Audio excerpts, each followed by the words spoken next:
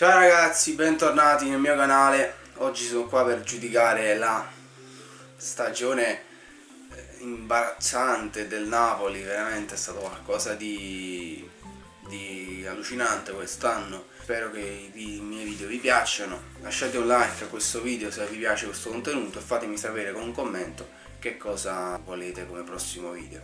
Allora, io mi sono scritto su un foglio tutte le partite del Napoli, a parte che si può già dire che la stagione è finita, nel senso, purtroppo, ma è così, la stagione è finita dal punto di vista proprio della competizione. Noi tifosi siamo qua e ci crederemo sempre, però noi stiamo giudicando quello che abbiamo visto e possiamo prevedere quello che succederà in futuro in base a quello che è successo oggi. Allora, il Napoli ha fatto 17 partite, di cui 8 vittorie, 3 pareggi e 6 sconfitte, che sono tantissime. Una cosa che ho notato, che il Napoli è sempre stato così, è che il Napoli gioca sempre, dico sempre, meglio in trasferta. Gioca meglio in qualunque senso, cioè che vince di più e perde di meno. Cioè in trasferta gioca meglio anche gli anni precedenti. Se avete anche voi analizzato un po' questi dati, vi sarete resi conto anche voi che il Napoli effettivamente gioca meglio in trasferta. Infatti questa stagione abbiamo fatto 4 sconfitte in casa e 2 in trasferta, 3 vittorie in casa e 5 in trasferta, poi un pareggio in casa e 2 in trasferta, vabbè.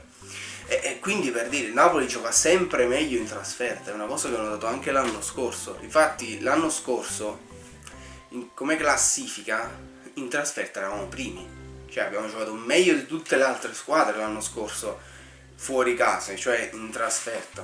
Però io voglio cimentarmi su una cosa: qual è il problema di questo Napoli? Cioè, nel senso, allora, la gente ha dato la colpa a Garcia, ma è possibile che Garcia abbia distrutto i giocatori? Perché si parla durante insomma la fase Garcia, il ritiro eccetera, abbia dato troppi incarichi di lavoro, troppi carichi di allenamenti ai giocatori e che questi si siano indeboliti. Ma io dico, cioè, se voi siete atleti, com'è possibile che in 2 mesi, 3 mesi vi abbia distrutto?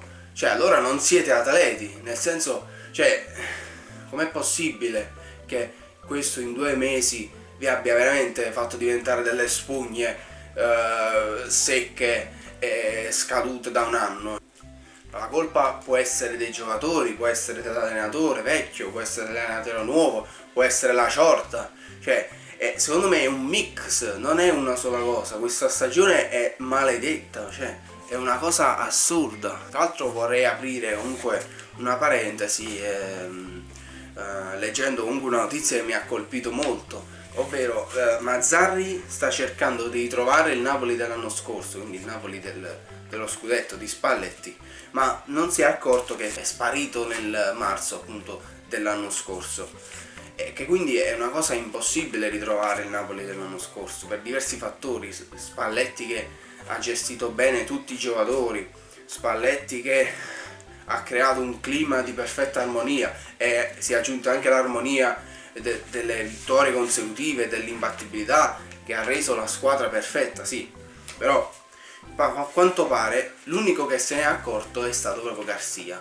E infatti Garcia, a modo suo, sbagliando, ha cercato di trovare un nuovo Napoli, di creare un nuovo gioco, e che quindi sia stato deriso addirittura.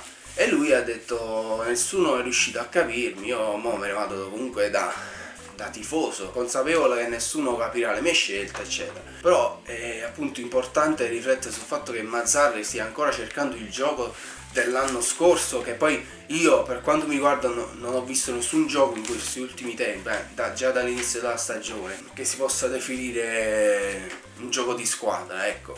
Poi questo magari ne parleremo in un altro video, perché non voglio farlo durare tanto. Il Napoli, raga, io mi domando, cos'è il Napoli? Chi è il Napoli? Cioè, questo Napoli non ha nessuno, non ha un leader, non ha un capitano, perché il capitano, con tutto il rispetto, non è un capitano, nel senso, Di Lorenzo, che mi sta strasimpatico, lo adoro come giocatore, non è un capitano in questo momento, c'ha solo la fascia, però per me non è un capitano, non è uno che negli spogliatoi mette le palle sulla panchina e le fa vedere a tutti. Non è un giocatore di carattere che si mostra, perché poi ho detto anche leader, ma non è sempre il capitano che è da leader. Ad esempio Mario Rui è sparito. Dov'è Mario Rui nel centrocampo che si fa sentire?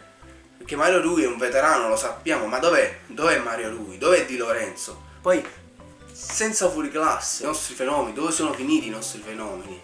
Che alla minima difficoltà quest'anno spariscono, vengono raddoppiati, vengono triplicati. Una cosa che rifletto durante le partite è che se tu vieni raddoppiato, triplicato, vuoi tu squadra, tu allenatore, tu società, chiunque, trovare una controffensiva per parare questo fatto? Se Kvara c'ha 3 uomini contro, cioè io mi aspetto che l'allenatore dica ai giocatori: guardate, quando passate il pallone a lui sicuramente verrà raddoppiato, triplicato, quindi noi mo creiamo una strategia con una controffensiva, no? Perché se c'ha 3 uomini in campo, c'ha 3 uomini contro, si crea uno spazio probabilmente, no? E noi usiamo questo spazio con un altro giocatore. Cioè io invece no, cioè vedo danno il pallone a Kvara si ferma, poi dà il pallone indietro, Zielinski la dà a Lobotka poi la dà a Di Lorenzo la dà a Politano si ferma, la dà a Osimhen e Osimhen tira a caso. Questo è il Napoli adesso, non è niente, non c'è anima, questo è il Napoli. Vi ringrazio tantissimo per aver visto il video, lasciate un mi piace, un commento, iscrivetevi al canale se volete, troverete anche altri video del genere nel canale. Il prossimo video infatti sarà proprio parlando della situazione di mercato, che è ancora più tragica secondo me della situazione della stagione invernale del Napoli, e poi penso farò anche la live reaction qui a casa di Napoli Monza. Insomma, vi aspetto nel canale. Ciao ragazzi.